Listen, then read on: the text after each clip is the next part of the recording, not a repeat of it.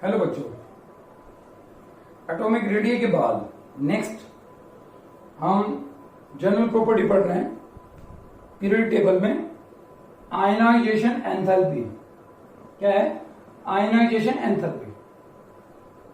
ठीक है, क्या होता है ये देखिएगा।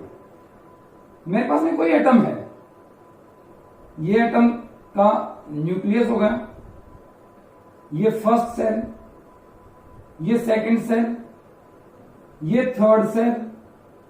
और सपोज कीजिए मैं एक एग्जांपल ले लेता हूं किसी एक एटम का।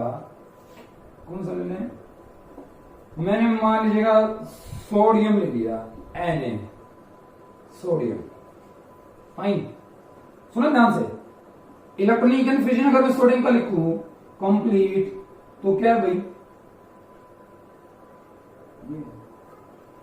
1s2 2s2 2p6 3s1। कितने इलेक्ट्रॉन्स हैं टोटल? 11। टोटल एक प्रोटॉन्स कितने हैं? 11। फर्स्ट सेल में कितने हैं? फर्स्ट सेल में इलेक्ट्रॉन्स 2। सेकंड सेल में इलेक्ट्रॉन्स कितने हैं? सेकंड सेल में इलेक्ट्रॉन्स हैं 8। बच गया कितना? 1। वो कौन से सेल में? थर्ड सेल में। थर्ड सेल में कितने हैं? 1 इलेक्ट्रॉन। तो ये 1 इलेक्ट्रॉन होगा थर्ड सेल का। इसमें अंदर वाले सेल में कितने हो गए? 8 हो गए। उससे अंदर वाले सेल में कितने हो गए? 2। अब ये जो इलेक्ट्रॉन है, इस इलेक्ट्रॉन का hold with the nucleus weak है, इसका hold with the nucleus strong है, और फर्स्ट वाले सेल का जो होल्ड है विद द न्यूक्लियस वो और भी ज्यादा स्ट्रॉन्ग है। सबसे ज्यादा अट्रैक्शन सबसे जो पहले सेल है मतलब फर्स्ट सेल का, और जो आउटर सेल का इलेक्ट्रॉन है उस आउटर सेल का इलेक्ट्रॉन का अट्रैक्शन सबसे वीक होता है। सबसे क्या होता है? वीक अट्रैक्शन होता है, क्योंकि उसकी डिस्टेंस ज्यादा होगी। डिस्टेंस ज्यादा होगी तो अट्रैक्शन क्या होगा? कम। डिस्टेंस कम होगी तो अट्रैक्शन क्या है? ज्यादा। फाइन, सुनिएगा। लेकिन अट्रैक्शन तो है। एटम है ये, एटम किस फॉर्म में? गैसियस फॉर्म में ही कोई एटम है सोडियम का। इस एटम से इस इलेक्ट्रॉन को निकालना है मुझे, और इनफाइनाइट डिस्टेंस पे लेके आना है। मतलब इतनी डिस्टेंस पे लेके आना है ताकि इस इलेक्ट्रॉन का अट्रैक्शन न्यूक्लियस के साथ क्या हो जाए? मम हो जाए, खत्म हो जाए, अट्रैक्शन ना हो, इतनी दूर आ जाए ये इलेक्ट्रॉन। तो इस इलेक्ट्रॉन को यहां से क्या करना है? दूर लेके जाना है, इससे भगाना है। ठीक है, तो क्या हमने बोर में पढ़ा था उस स्पेक्ट्रम में कि क्या कि यहां पे जो इलेक्ट्रॉन है एट इनफाइनाइट डिस्टेंस, उसकी एनर्जी क्या है? 0 है। उसकी एनर्जी क्या है? 0 है। और यहां पे ये जो इलेक्ट्रॉन है, जब भी कोई इलेक्ट्रॉन न्यूक्लियस के क्लोज आएगा अट्रैक्शन होगा उनका, इलेक्ट्रॉन का और उसका क्या होगा? अट्रैक्शन। अट्रैक्शन में क्या होती है? एंथैल्पी रिलीज होती है बच्चों। बड़ा आसान सा काम है ना। एंथैल्पी क्या होती है? रिलीज। और जब यहां पे 0 एंथैल्पी है, यहां पे जब आएगा एंथैल्पी 0 में से कुछ जाएगी, हम इसको रेफरेंस मानते हैं 0। ये सुनिएगा, इसको हम कंसिडर करते हैं 0, अदरवाइज एनर्जी 0 नहीं है। तो यहां पे एनर्जी 0 मान लिया हमने, और ये जब क्लोज आएगा तो इसकी एनर्जी क्या होगी? रिलीज होगी। तो एनर्जी किसमें? इसकी एनर्जी नेगेटिव में है। इसकी एनर्जी क्या है? नेगेटिव। मेरे को इसकी एनर्जी 0 बनानी है, मतलब क्या करना है? इसको इनफाइनाइट डिस्टेंस पे लेके आना है ताकि इस इलेक्ट्रॉन का होल्ड विद द न्यूक्लियस ना के बराबर ना हो, खत्म हो जाए, अट्रैक्शन खत्म हो जाए। तो क्या करूंगा मैं? इसको कुछ एनर्जी सप्लाई करूंगा। मैंने इसको कुछ एंथैल्पी सप्लाई की, और उस एंथैल्पी की वजह से ये इलेक्ट्रॉन यहां से क्या होगा? रिलीज हो गया। तो वो जो एंथैल्पी मैंने सप्लाई की है, इसको क्या चाहिए? रिक्वायर है एंथैल्पी। क्या करने के लिए? रिक्वायर है एंथैल्पी। क्या करने के लिए भाई? इस इलेक्ट्रॉन को इस गैसियस एटम में से क्या करने के लिए? निकालने के लिए। जो एंथैल्पी मेरे को चाहिए वो क्या होगी उसकी? वो होगी आयनाइजेशन एंथैल्पी होगी। वो क्या होगी उसकी? Ionization enthalpy. ठीक है। अगर मान लो 2 इलेक्ट्रॉन है, मान लो मैं एग्जाम्पल लेता हूं नेक्स्ट किसका, मैग्नीशियम का। तो मैग्नीशियम में क्या हो जाएगा, 3s2 हो जाएगा, 3s2 हो जाएगा। तो एक इलेक्ट्रॉन जो निकाल दिया मैंने वो क्या होगा, मैग्नीशियम का आयनाइजेशन एंथैल्पी हो गया। वो क्या होगा, मैग्नीशियम का आयनाइजेशन एंथैल्पी। मतलब क्या, इलेक्ट्रॉन को निकालने के लिए जो एंथैल्पी रिक्वायर हो उसी को क्या कहेंगे हम, आयनाइजेशन एंथैल्पी। आयनाइजेशन पोटेंशियल भी कहते हैं। क्या होता है आयनाइजेशन पोटेंशियल, वो देखेंगे हम। ठीक है, तो ये पहला और ये दूसरा, दो इलेक्ट्रॉन हो गए। दोनों इलेक्ट्रॉन को निकालना हमने। तो पहले मान लीजिएगा सपोज कीजिए ये निकला, फिर ये निकला। ठीक है, मैं एक और एग्जांपल लेता हूं मैग्नीशियम के बाद, उसमें हम और अच्छे तरीके से पढ़ेंगे। मैंने एग्जांपल ले लिया सपोज कीजिए एल्यूमिनियम का। क्या लीजिए भाई, एल्यूमिनियम का एक एग्जांपल और ले लिया हमने। और क्या हो गया, ये पहला, ये दूसरा, ये तीसरा। तीसरी सेल में 3 इलेक्ट्रॉन, दूसरी सेल में 8 इलेक्ट्रॉन, अंदर वाले शेल में 2 electron, total 13 electron, total 13 proton. किसमें, एल्यूमिनियम की ये क्या है, स्टोरी है। इस एल्यूमिनियम के बाहर के क्या चक्कर लगा रहे हैं, कौन, इलेक्ट्रॉन। ये क्या भाई, न्यूक्लियस। अब क्या है, मैंने एंथैल्पी सप्लाई की इसको और ये इलेक्ट्रॉन रिलीज होगा। तो इसको क्या कहूंगा मैं, IE1, first ionization enthalpy. First क्यों, क्योंकि फर्स्ट इलेक्ट्रॉन रिलीज करवाया मैंने। फर्स्ट क्यों, क्योंकि फर्स्ट इलेक्ट्रॉन रिलीज करवाया मैंने। लेकिन आप सुनिएगा, फर्स्ट इलेक्ट्रॉन मान लीजिए ये सबसे लूजली बॉन्डेड था। ये इलेक्ट्रॉन सबसे क्या था, लूजली बॉन्डेड था। और ये इलेक्ट्रॉन सबसे लूजली बॉन्डेड था, मान लीजिएगा ये इलेक्ट्रॉन निकल गया। तो उसको क्या कहूंगा मैं, फर्स्ट आयनाइजेशन एंथैल्पी, IE1। अब ये जैसा पहला सुनना ध्यान से, दूसरा क्या सुनिएगा। अब एक इलेक्ट्रॉन रिलीज होने के बाद टोटल इलेक्ट्रॉन बच गए 12, टोटल प्रोटॉन बच गए 13। मतलब क्या, होल्ड ऑफ द प्रोटॉन क्या हो गया, ज्यादा हो गया। किनका, इलेक्ट्रॉन्स का। पहले 13 प्रोटॉन थे, 13 इलेक्ट्रॉन थे, अब 12 इलेक्ट्रॉन है, 13 प्रोटॉन है। मतलब होल्ड करने वाले अभी ज्यादा हो गए। मतलब इस इलेक्ट्रॉन के बाहर जाने के बाद इस इलेक्ट्रॉन का जो पहले होल्ड था उससे होल्ड विद द न्यूक्लियस ज्यादा हो गया। होल्ड क्या हो गया, बढ़ गया, क्योंकि न्यूक्लियर चार्ज बढ़ गया। क्योंकि अब न्यूक्लियर चार्ज बढ़ गया, बाद में हम फैक्टर्स पढ़ेंगे तब बताऊंगा। न्यूक्लियर चार्ज बढ़ गया, इसका अट्रैक्शन बढ़ गया। तो इसको निकालने के लिए ज्यादा एनर्जी चाहिए, तो उसको बोलूंगा क्या, IE2। थर्ड देखिएगा, ये इलेक्ट्रॉन भी निकल गया, ये IE2 क्या था, ये निकल गया। अब क्या होगा भाई, अब इलेक्ट्रॉन रह गए 11, 11 और प्रोटॉन कितने, 13। क्या हो गए, अभी होल्ड और भी ज्यादा हो गया। तो थर्ड इलेक्ट्रॉन का होल्ड विद द न्यूक्लियस क्या होगा, और भी क्या होगा, स्ट्रॉन्ग होगा। तो इस इलेक्ट्रॉन को निकालने के लिए फर्दर मेरे को और भी क्या चाहिए, इसको एंथैल्पी सप्लाई करने की जरूरत है। तो क्या होगा, IE, उसको बोलूंगा 3। और इनको हम बोलेंगे क्या, सक्सेसिव आयनाइजेशन एंथैल्पी। क्या बोलेंगे इसको हम, सक्सेसिव आयनाइजेशन एंथैल्पी इसको हम बोलेंगे। क्लियर, फाइन भाई। ये थी आपकी सक्सेसिव आयनाइजेशन एंथैल्पी। और सक्सेसिव आयनाइजेशन एंथैल्पी में क्या है भाई, IE1 हमेशा क्या होगा, लेस किससे, IE2 से। IE2 लेस होगा हमेशा किससे, IE3 से। ठीक है, अब इलेक्ट्रॉन को निकालने के जो एनर्जी चाहिए, तो एनर्जी एंथैल्पी जो चाहिए, तो एंथैल्पी क्या क्या यूनिट है भाई, एंथैल्पी के तो जो एनर्जी के यूनिट्स हैं भाई, एंथैल्पी के यूनिट्स हैं। पोटेंशियल है कि हमारा, तो क्या इसका हमारे पास में वो है आपका किलो जूल पर मोल या कैलोरी पर एटम या क्या है, जूल पर एटम। ठीक है, ये क्या है, एनर्जी के एंथैल्पीज के यूनिट्स हैं जो हमें फाइन भाई। आप देखिएगा नेक्स्ट पढ़ते हैं हम।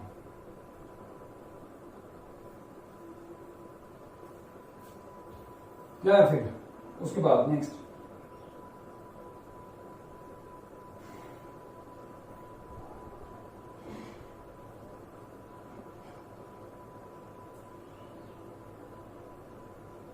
इसको भी हटा देते हैं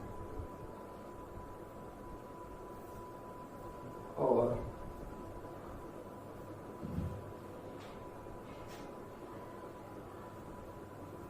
आप देखते हैं नेक्स्ट हमारे पास में क्या आयनाइजेशन। एक ऐसी टर्म है आयनाइजेशन पोटेंशियल। यहां पे आयनाइजेशन एंथैल्पी बोल दिया था, यहां पे क्या बोल दिया हमने आयनाइजेशन पोटेंशियल बोल दिया। तो आयनाइजेशन पोटेंशियल क्या है? ये डिफरेंस है हमारे पास में पोटेंशियल्स का। ठीक है, क्या करने के लिए? एटम को आयनाइज करने के लिए, इलेक्ट्रॉन को निकालने के लिए। किसका डिफरेंस है? पॉजिटिव और नेगेटिव चार्ज जो बॉडीज हैं, इलेक्ट्रॉन और न्यूक्लियस, उनके बीच का जो है पोटेंशियल डिफरेंस है। तो क्या है, मेरे को मिनिमम कितना पोटेंशियल मुझको रिक्वायर है क्या करने के लिए? उस पोटेंशियल को क्या करने के लिए? ओवरकम करने के लिए, खत्म करने के लिए उस पोटेंशियल को।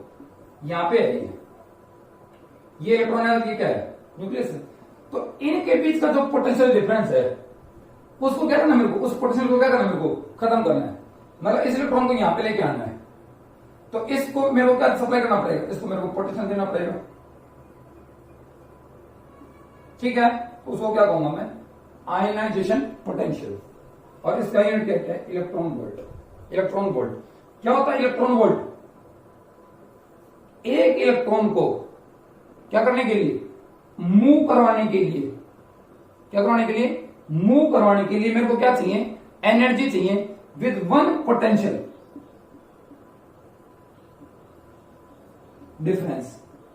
एक इलेक्ट्रॉन को एक पोटेंशियल डिफरेंस से मूव करवाने के लिए जो एनर्जी मेरे को चाहिएगी, उसी को क्या कहूंगा मैं? इलेक्ट्रॉन वोल्ट कहूंगा। इलेक्ट्रॉन ये था, इसको मूव करवाना है with A potential difference, with A potential 1 electron volt of potential. तो जो मेरे को इसको क्या करना पड़ेगा? एनर्जी देना पड़ेगा। वो क्या होगा? इलेक्ट्रॉन वोल्ट होगा। और 1 इलेक्ट्रॉन वोल्ट जो होता है, 1 इलेक्ट्रॉन वोल्ट होता है 3.83 इंटू 10 की power -20 calorie per atom. Calorie per atom. And 1 calorie is equal to क्या होता है? 4.184। तो क्या होगा हमारे पास में? इसको अगर मैं कन्वर्ट करवा दूंगा इसमें, तो क्या हो जाएगा हमारे पास में? ये आ जाएगा 1 electron volt is equal to, अगर मैं जूल पर एटम है, ये जूल है, जूल, तो क्या हो जाएगा हमारे पास में? 6.012 इंटू 10 की पावर -20। एक मिनट में चेक करता हूं।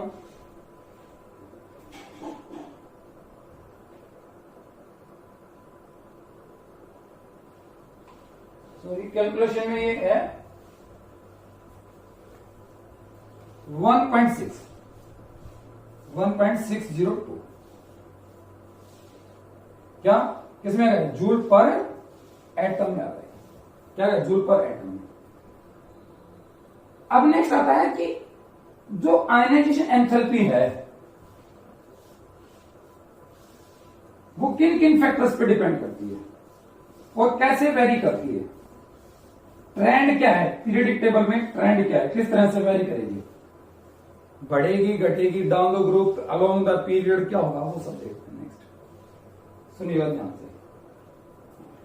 तो नंबर ऑफ फैक्टर्स है हमारे पास में जिन पे क्या करता है? आयनाइजेशन एंथैल्पी डिपेंड करता है। पहला क्या है? Nuclear charge. मतलब न्यूक्लियस पे चार्ज है। न्यूक्लियस पे कैसा चार्ज है? न्यूक्लियस पे पॉजिटिव चार्ज है। पॉजिटिव चार्ज अगर क्या होगा? हाई होगा, तो क्या होगा? पॉजिटिव चार्ज हाई होगा तो अट्रैक्शन ऑफ द इलेक्ट्रॉन क्या होगा? अट्रैक्शन क्या होगा? ज्यादा होगा। अट्रैक्शन किसका? इलेक्ट्रॉन का। किससे? न्यूक्लियस की तरफ। अगर न्यूक्लियस में चार्ज ज्यादा है तो इलेक्ट्रॉन का होल्ड विद द न्यूक्लियस ज्यादा होगा। अगर अट्रैक्शन जाता है तो उस अट्रैक्शन को ब्रेक करने के लिए एनर्जी भी क्या चाहिए, ज्यादा। सिंपल सी बात है, देखो ना, न्यूक्लियस में पॉजिटिव चार्ज आता है, पॉजिटिव ज्यादा हो तो इनका होल्ड, इसका होल्ड क्या होगा, स्ट्रॉन्ग होगा, अट्रैक्शन क्या होगा, स्ट्रॉन्ग होगा। और अट्रैक्शन को, स्ट्रॉन्ग अट्रैक्शन को ब्रेक करने के लिए एनर्जी क्या चाहिए, एंथैल्पी क्या चाहिए, ज्यादा। मतलब आयनाइजेशन एंथैल्पी क्या है, डायरेक्टली प्रोपोर्शनल है किसके, न्यूक्लियर चार्ज के। आयनाइजेशन एंथैल्पी क्या है, डायरेक्टली प्रोपोर्शनल है किसके, न्यूक्लियर चार्ज के। देखो क्या होगा, लिथियम,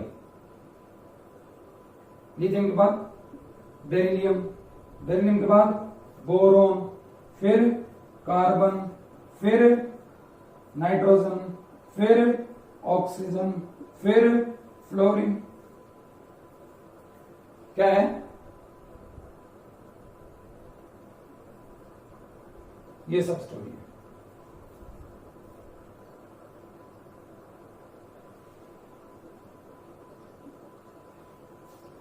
ठीक है भाई, तो क्या होना, जब हम पीरियड में मूव करें, पीरियड में, तो पीरियड में जब मूव करें तो क्या होगा, ये lithium, beryllium, boron, carbon, nitrogen, oxygen, fluorine. क्या जाता है जब हम पीरियड में मूव करते हैं तो क्या होता है भाई, न्यूक्लियर चार्ज, क्या होता है, न्यूक्लियर चार्ज क्या होता है, इंक्रीजेस। न्यूक्लियर चार्ज क्या होगा, इंक्रीज। और न्यूक्लियर चार्ज इंक्रीज होगा तो क्या होगा, आयनाइजेशन एंथैल्पी इंक्रीजेस। क्योंकि आयनाइजेशन एंथैल्पी और न्यूक्लियर चार्ज एक दूसरे की क्या है, डायरेक्टली। तो पीरियड में क्या ट्रेंड हुआ बताओ, बढ़ गया क्या, ionization enthalpy increases, nuclear charge increases, hold of the electrons increases, size decreases, है ना, साइज क्या होता जाएगा, छोटा होता जाएगा, टेना सा होता जाएगा। और क्या होगा, आयनाइजेशन एंथैल्पी क्या होती जाएगी, बढ़ती जाएगी। अट्रैक्शन क्या होता जाएगा, बढ़ता जाएगा, अट्रैक्शन बढ़ता जाएगा, साइज बढ़ता जाएगा, न्यूक्लियर चार्ज बढ़ता जाएगा, साइज बढ़ता जाएगा, साइज बढ़ता जाएगा, और अट्रैक्शन का ज्यादा होगा, अट्रैक्शन का और ज्यादा होगा, एंथैल्पी ज्यादा होगी, आयनाइजेशन एंथैल्पी डिक्रीज, इंक्रीज होती जाएगी। इधर along a period, along a period. अब आ जाती है ग्रुप में, अब आ जाती है ग्रुप में। ग्रुप में देखो, पहला फैक्टर पढ़ रहे हैं तो ग्रुप में देखो, ग्रुप में आ गया भाई लिथियम, लिथियम के नीचे सोडियम, सोडियम के नीचे पोटेशियम, पोटेशियम के नीचे रुबिडियम, और रुबिडियम के नीचे francium, caesium and then francium. तो लिथियम में कितने सेल्स हैं, 3, 2, 1, 2। सोडियम में कितने हो गए, 3, 1, 2, 3। पोटेशियम कितने हो गए, 4, 1, 2, 3, 4। देखना ये ऐसे बन रहा है, समझ लेना, कॉन्सेप्ट समझ में आना चाहिए। डायग्राम तो चल जाएगा, डायग्राम का कोई नहीं कर रहा है, ड्राइंग नहीं सीखनी है, केमिस्ट्री पढ़नी है, केमिस्ट्री सीखनी है, फिजिक्स सीखनी है। तो देखो क्या है, इसके आउटर शेल में क्या है, 1 इलेक्ट्रॉन, इसका आउटर शेल में 1, इसका आउटर शेल में 1। यहां पे बच्चा क्या है, नजदीक है पापा के, यहां पे क्या हो गया, बच्चा दूर हो गया, यहां पे बच्चा और भी दूर हो गया, है ना। तो इसका तो सब कुछ देख रहे हैं अभी, कौन, पापा ही देख रहे हैं सब कुछ, खाना पीना पढ़ना सब देख रहे हैं, चेक कर रहे हैं, करते रहते हैं। तो इसका ये ज्यादा अट्रैक्टेड है किधर, विद द पेरेंट्स। इसका अट्रैक्शन थोड़ा सा कमजोर हो गया, इसका अट्रैक्शन और भी कमजोर हो गया। तो यहां पे तो स्ट्रॉन्ग अट्रैक्शन है, यहां पे वीक अट्रैक्शन है, यहां पे और वीक होगा, इसमें और वीक हो जाएगा, weak down the group attraction क्या होता जाएगा, डिक्रीज होता जाएगा, बिकॉज साइज इंक्रीजेस। और साइज इंक्रीज होगा तो distance of the nucleus and electrons increases.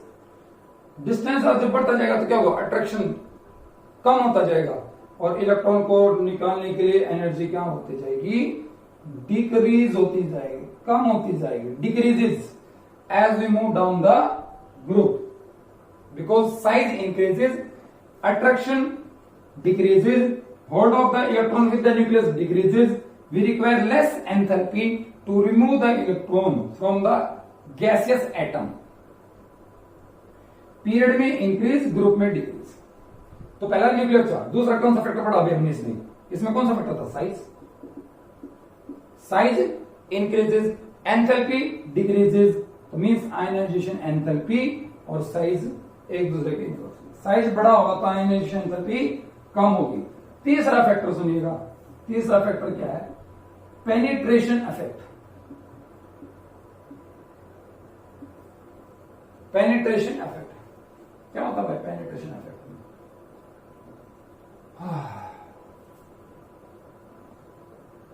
Penetrate करना, अंदर जाना, पेनिट्रेट कर गया। अगर मैं बात करूं एक ही सेल में, मान लो फोर्थ सेल की बात करूं, फोर्थ सेल की, तो फोर्थ सेल में सबसे पहले क्या आएगा? एस ऑर्बिटल भरा जाएगा, फिर क्या भरा जाएगा? पी ऑर्बिटल भरा जाएगा, फिर क्या भरा जाएगा? डी ऑर्बिटल भरा जाएगा, और फिर कौन सा भरा जाएगा? एफ। तो एस ऑर्बिटल पहले भरा गया, वो न्यूक्लियस से ज्यादा क्लोज होगा। न्यूक्लियस से क्लोज कब होगा? जो अंदर पेनिट्रेट कर जाएगा। ये सुना ध्यान से, ये न्यूक्लियस है, ये पहला, ये दूसरा, ये तीसरा और ये चौथा। एस ऑर्बिटल में पहले इलेक्ट्रॉन आया, फिर धीरे धीरे क्या होगा? पी में आएगा, फिर डी में आएगा, फिर एफ में आएगा। एस से पी में आएगा, पी से डी में, डी से एफ में। तो क्या होगा? जब ये ऐसा स्टोरी चलेगा तो इलेक्ट्रॉन बढ़ेगा, तभी तो होगा ये। तो क्या होगा? न्यूक्लियर चार्ज बढ़ेगा। एस से पी पे जाऊंगा तो पी न्यूक्लियर चार्ज बढ़ेगा, पी से डी पे जाऊंगा तो न्यूक्लियर चार्ज बढ़ेगा, डी से एफ पे जाऊंगा तो भी न्यूक्लियर चार्ज बढ़ेगा। जब न्यूक्लियर चार्ज बढ़ता गया तो एस क्या होता गया? अट्रैक्ट होता गया विद द न्यूक्लियस, और ये क्या होता गया? अंदर पेनिट्रेट करता गया। तो एस ऑर्बिटल क्या है? पेनिट्रेट कर जाता है अंदर within of same sign.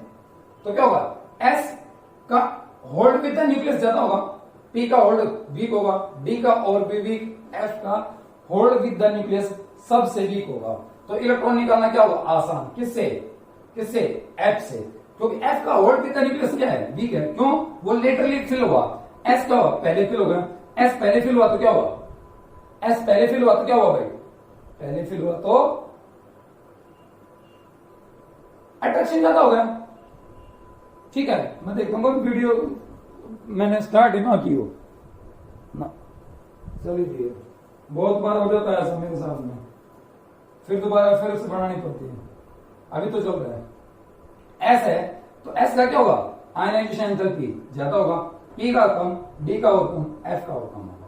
अगर होल्ड की मैं बात करूं तो होल्ड किसका ज्यादा होगा? एस का ज्यादा, पी से, पी का ज्यादा, डी से, एफ का सबसे वीक होल्ड होगा इधर न्यूक्लियस की तरफ। तीसरा फैक्टर होगा कौन सा? पेनिट्रेशन। फोर्थ फैक्टर भाई कौन सा? शील्डिंग इफेक्ट, और उसको क्या कॉमन है? जेड इफेक्टिव न्यूक्लियर चार्ज मैंने निकाला, पहले बताया था।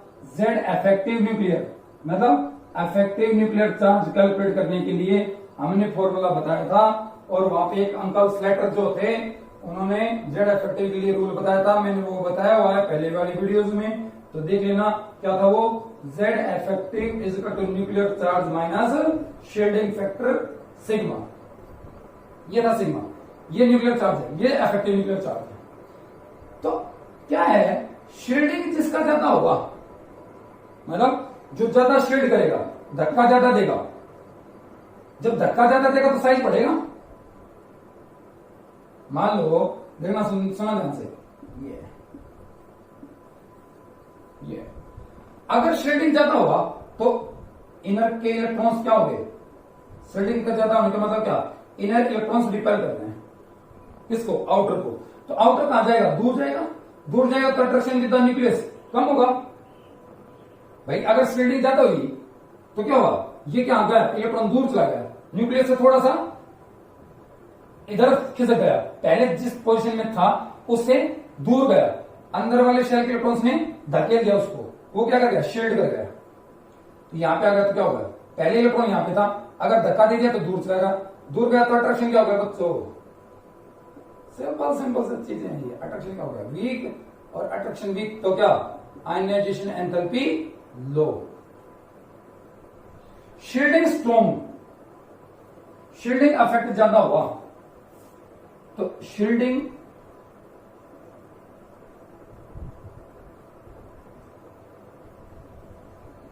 जितना ज्यादा हुआ उतना दूर गया, एंथैल्पी क्या हुई? कम, शील्डिंग ज्यादा, आयनाइजेशन एंथैल्पी कम। Shielding factor, shielding effect, shielding effect ज्यादा, आयनाइजेशन एंथैल्पी कम। शील्डिंग ज्यादा, इलेक्ट्रॉन दूर गया न्यूक्लियस से, एंथैल्पी कम होगी। तो क्या होगा, शील्डिंग जितना ज्यादा उतनी एंथैल्पी क्या होगी, कम होगी। फोर्थ, फिफ्थ फैक्टर क्या है, filling of electrons, electron filling, electrons filling क्या, हाफ फील्ड इलेक्ट्रॉनिक कॉन्फिगरेशन, क्या भाई, हाफ फील्ड इलेक्ट्रॉनिक कॉन्फिगरेशन और फुल्ली फील्ड इलेक्ट्रॉनिक कॉन्फिगरेशन, और क्या, फुल्ली फील्ड इलेक्ट्रॉनिक कॉन्फिगरेशन। उनकी आयनाइजेशन एंथैल्पी ज्यादा होगी क्योंकि उनके अंदर क्या होगी, एक्स्ट्रा स्टेबिलिटी रहती है।